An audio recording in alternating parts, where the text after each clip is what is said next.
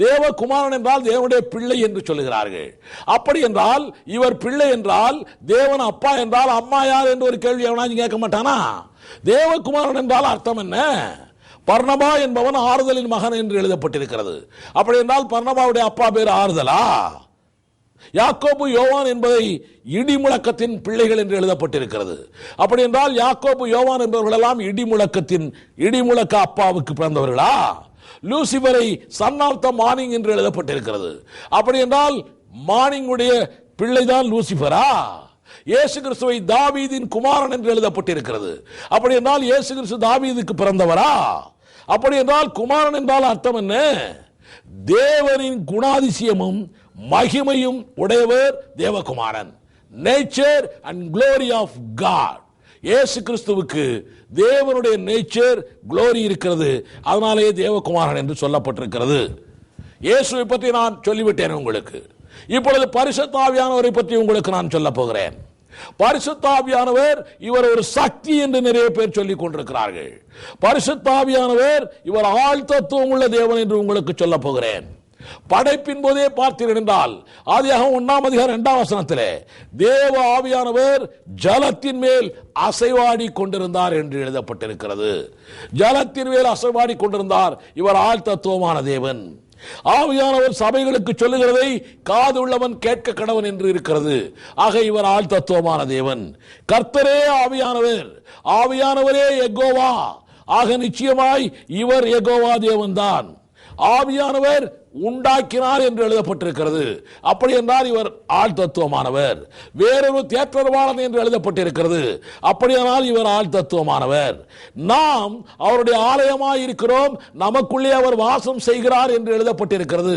அப்படி என்றால் அவர் ஆள் தத்துவமானவர். சாட்சி கொடுப்பவர் என்று எழுதப்பட்டிருக்கிறது. அப்படியானால் அவர் ஒரு ஆள் தத்துவமானவர். இவர் தேவன். இவரிடத்திலே அனனியா சப்பிராள் பொய் சொன்னார்கள் என்று சொல்லப்பட்டிருக்கிறது. அதனாலே இவர் நிச்சயமாய் தேவன் என்று அறிகிறோம். இவர் வரங்களை கொடுக்கிறவர் என்று வேதம் சொல்லுகிறது. இதனாலே இவர் ஆள் தத்துவமானவர் என்று அறிந்து கொண்டிருக்கிறோம். ஆவியும் மணவாட்டியும் வா என்று சொல்லுகிறார்கள் என்று வெளிப்படுத்தும் விஷயத்தில் எழுதப்பட்டிருக்கிறது. அப்படி என்றால் இவர் ஒரு ஆள் தத்துவமானவர் என்று அறிகிறோம். ஆக பிதாவும் குமாரனும் பரிசுத்த ஆவியானவரும் 3 பேரும் தேவன்தான்.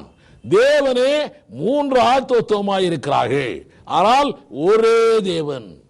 ரட்சிப்பு, சால்வேஷன், சத்தியம் முழுமையாய் தெரிந்தால் திருத்துவம் நமக்கு புரிந்துவிடும். Father is he who brings forth salvation. Son is he who arranges or executes salvation which the Father brings forth. Holy Spirit is he who applies to the people the salvation which was provided by the Father through the Son. நமது ரட்சிப்புக்காக ஒன்றான மெய்தேவன் 3 ஆள் தத்துவமாய் செயல்படுகிறார். ஆனாலும் மூவரும் ஒருவரே. மற்றபடி அந்த ஒரே தேவன் எத்தனை ஆள் தத்துவமாய் இருக்கிறார், செயல்பட்டு கொண்டிருக்கிறார் என்பதை நாம் நமக்கு கொடுக்கப்பட்ட இந்த வேத புத்தகத்தின் மூலமாக அறிந்திருக்கிறோம். ட்ரினிட்டி, திருத்துவம் என்று. மற்றபடி இன்னும் நமக்கு அறியாத காரியங்கள் ஏராளம் உண்டு. அவர் எத்தனை ஆள் தத்துவமாக இருக்கிறாரோ நமக்கு தெரியாது. ஆனால் பரலோகத்திலே போய் நாம் சாட்சியாய் இவைகளை பார்க்க போகிறோம். ஆனால் இந்த செய்தியை கேட்டுக்கொண்டிருக்கிற சகோதரனே, சகோதரியே, திருத்துவம் என்ற ஒரு சத்தியம் வேத சத்தியம். தேவன் ஒரே தேவன் 3 ஆள் தத்துவமாய் செயல்பட்டு கொண்டிருக்கிறார். இதை நீ விசுவாசித்தால் வெற்றியை காண்பாய். இதை நீ விசுவாசித்தால் உனக்கு பரலோகம் உண்டு. இதை நீ விசுவாசித்தால் உனக்கு நியாய தீர்ப்பிலே ஆக்கினை தீர்ப்பு இல்லை. இதை நீ விசுவாசித்தால் ரகசிய வருகையிலே எங்களோடு கூட பரலோகத்துக்கு நீ போய்விட முடியும். இதை நீ விசுவாசித்தால் அந்தி கிறிஸ்துவுடைய 7 ஆண்டு ஆட்சியிலே நீ இருக்க மாட்டாய். கர்த்தர் தாமே நம்ம எல்லாரையும் ஆசீர்வதிப்பாராக. ஆமென்.